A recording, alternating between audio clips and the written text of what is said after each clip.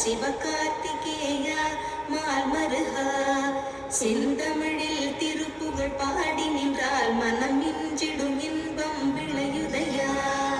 சிறகிரி வேலவனை காண்கையிலே விழிவோரம் கண்ணீர் பெருகிடுமே